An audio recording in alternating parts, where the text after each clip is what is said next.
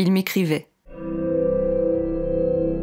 Il me disait les larges panoramas, comme les surfaces rapprochées, et les détails cartographiés, comme les vues grandes ouvertes sur les villes.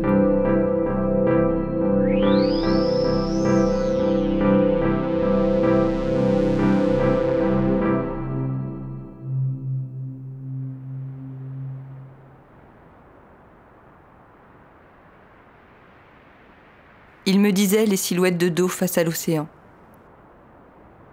les individus qui regardent la mer, tournés vers la baie, vers la plage, qui posent leurs yeux sur la ligne de l'horizon. Ce mystère des pensées qui les hantent, à cet instant précis.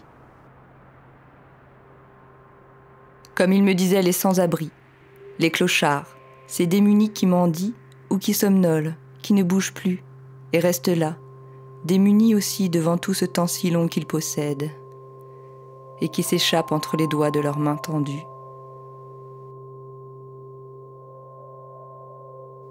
Il me disait également ces instants d'abandon, voyages oniriques intérieurs, moments d'oubli dans des songes qui n'appartiennent qu'à ces gens-là, à ces pratiquants d'une sieste qui ne savent même pas qu'ils ont été pris en photo. Comme il me disait aussi, en mouvement, en attente, en intérieur, en extérieur, tous ces gens qui travaillent et qui se trouvent là dans un quotidien professionnel, une normalité de travailleurs qui n'a absolument rien d'extraordinaire à leurs propres yeux, mais qui le renvoyait, lui, à sa propre vacuité éphémère de voyageur, celle de n'avoir rien d'autre à faire que de les figer ainsi, dans leur exotique banalité. Il me disait tout cela et bien d'autres choses encore. Ces fumées qui s'échappent, qui montent du sol et s'évaporent plus haut dans l'air. Ces gens dans des voitures, dans des automobiles à l'arrêt, comme en mouvement. Et ces cigarettes que l'on allume et que l'on fume, ce geste que l'on retrouve partout, attirant, insouciant, cinématographique. Ces lieux étranges, quasi irréels. Et ces entrées de parking où garer son inconscient.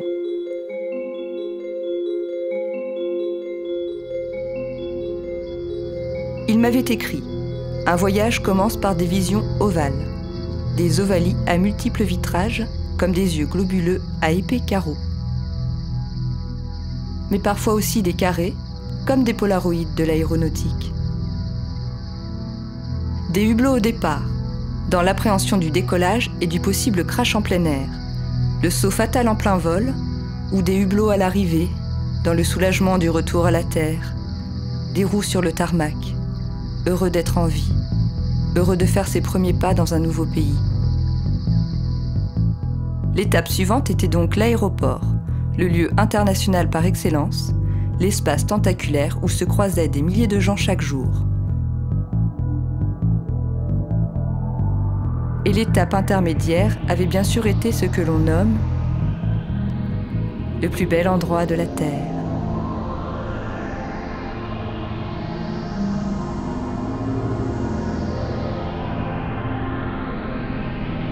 Sur place, il y avait donc lui et son petit appareil photo, assez narcissique pour ne pas oublier de se figer dans les innombrables reflets que la modernité nous offre à chaque instant.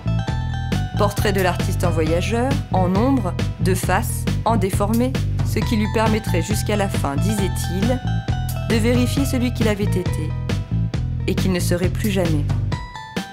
Il y avait ces lieux de transit qui jalonnent les voyages, aéroports donc, mais aussi gares ferroviaires, gares routières, salles d'attente, puis le mouvement, ces tramways qui sillonnent les veines de la ville, ces trains que l'on emprunte, ces yeux et ces mains qui s'approchent des fenêtres, ces bus qui brinque-ballant nous conduisent dans d'autres villes, d'autres campagnes, ces scooters qui foncent dans la lueur jaunâtre du crépuscule, ces ferries qui prennent leur temps, qui nous permettent de sentir l'immensité de la mer autour de soi et nous accordent cette suspension temporelle, ce ralentissement du temps, pour rejoindre la péninsule d'Izu ou l'autre rive de Calcutta, ou pour changer de pays comme il l'avait fait, en arrivant en Corée du Sud, à Busan.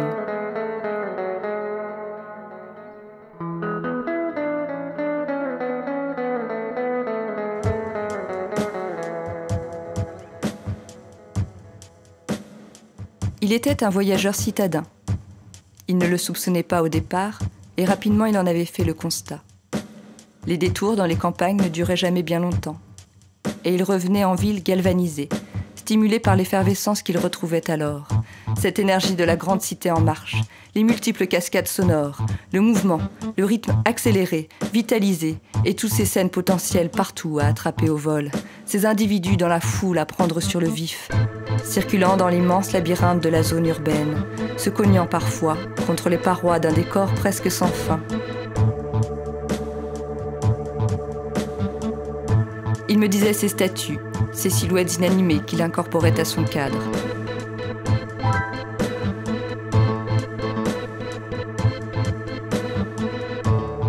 Comme il me disait les images réfléchies, ces corps qui se dédoublent, ces scènes frontales qui incluent aussi les coulisses, ces devants qui nous montrent aussi leur derrière.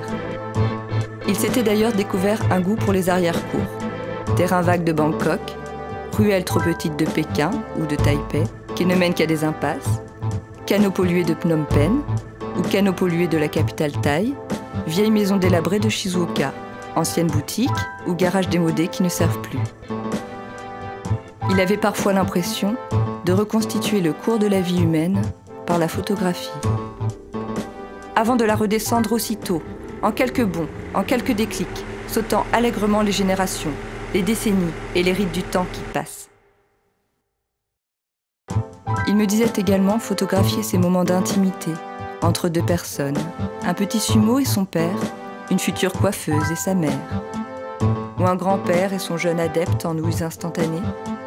Tous ces gestes tendres, ces douceurs affectueuses qui n'ont pas de frontières, qui n'ont pas de temporalité, et qui font un bien fou quand on a la chance de les apercevoir, et le temps de les capturer dans la carte mémoire de notre appareil.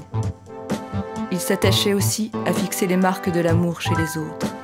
Il ressentait du plaisir devant l'expression concrète du sentiment amoureux, les mains jointes, les baisers fougueux, les yeux qui s'aimantent, les couples de longue durée. Le bonheur visible d'être deux était un état qu'il adorait saisir dans son cadre. Il m'avait enfin raconté ses amitiés, ces rencontres qui débouchaient sur une relation assez durable qu'on pouvait alors se qualifier d'amis. Il m'assurait avoir fantasmé dans son enfance sur le fait d'avoir des amis dans une contrée étrangère. Le réaliser dans le monde réel avait été pour lui la précieuse concrétisation d'un rêve de gosse. Il avait compris alors qu'il s'était mis à voyager en grande partie pour accéder à cela, à la mise en œuvre de cette rêverie ancienne. Cette rêverie dans laquelle il se voyait devenir l'ami de gens qui ne lui ressemblaient pas.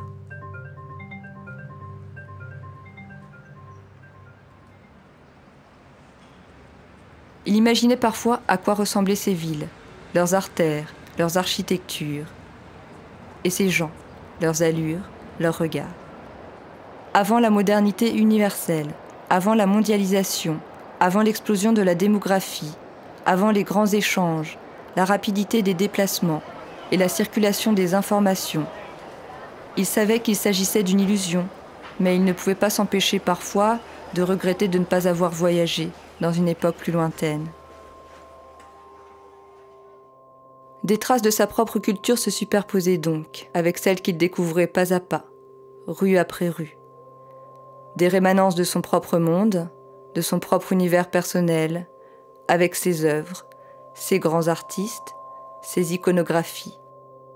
L'étrangeté familière qu'ils procurent quand on croise leurs titres, leurs visages, leur influence.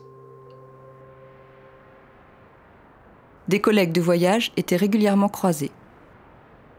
Des doubles de lui-même, des copies individuelles qui venaient briser l'illusion tenace de se croire seul avec les habitants du pays que l'on traverse.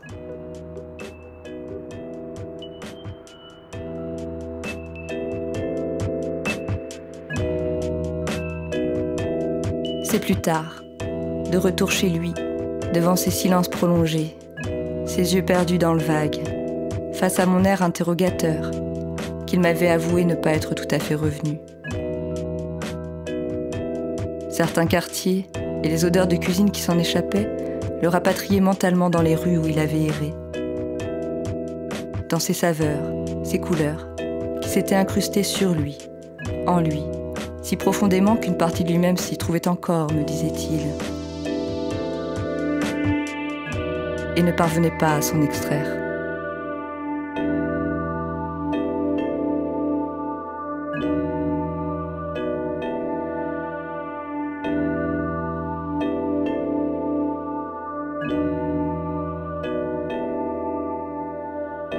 Et là-bas, toujours en fin de journée, ces crépuscules, qui ne sont jamais tout à fait les mêmes, mais qui ne sont jamais différents pour autant, semblables et toujours étranges, étonnants, éblouissants. Ce beau ciel qui finit par se dorer, s'oranger, rougir, se couvrir fugacement de ses nuées mauves, puis violettes, avant de s'épaissir de son bleu sombre. Ici ou là-bas, il reste ce moment où la réalité extérieure devient magique, féerique, et continue soir après soir de nous surprendre par le tour que le soleil nous joue, celui de peindre le monde avec d'autres couleurs, celui de lui redonner un éclat que le jour lui avait ôté.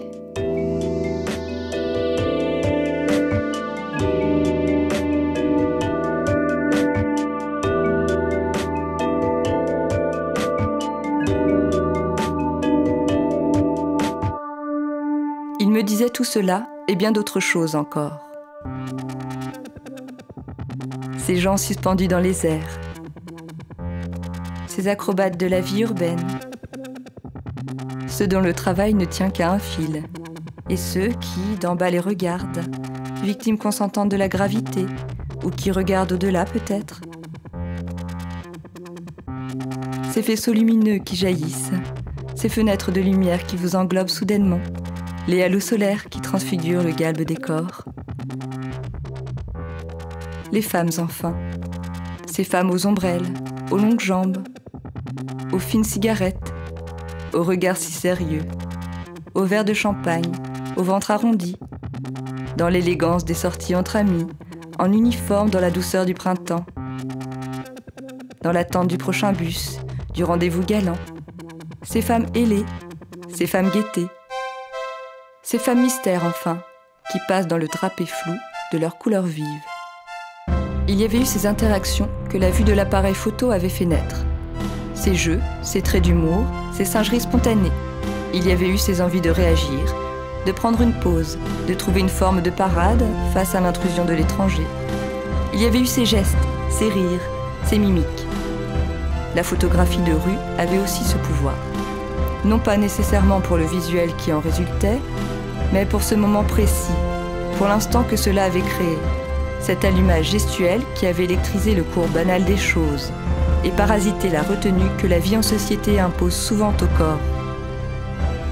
Et il y avait eu au final tous ces regards, ces yeux qui s'étaient posés vers son objectif, ces pupilles qui s'étaient plantées dans l'œil de son appareil, ces iris qui étaient venus se coller à son viseur, toutes ces expressions, tout ce qu'elles recèlent de cet infime instant de contact entre eux et lui, tout ce qu'elles exprimaient alors, et tout ce qu'elles disent encore aujourd'hui, et pour demain, à chaque fois qu'on les regarderait. Ça n'avait duré qu'une simple seconde, le temps d'un seul regard, et pourtant toutes ces escales visuelles avaient encore une vie, celle d'être ranimées pour toujours, par tous ceux qui poseraient leurs propres yeux dans les leurs, essence première du voyage et de la photographie.